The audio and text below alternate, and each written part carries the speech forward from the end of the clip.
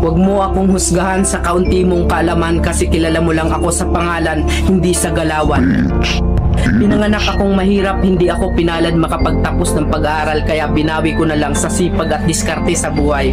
Oo, wala akong pinag-aralan pero kaya kong kumita sa lansangan na hindi mo makukuha sa taas ng iyong pinag-aralan. Bago mo ako husgahan, daanan mo muna lahat ng napagdaanan ko para malaman mo kung sino at bakit ako ganito.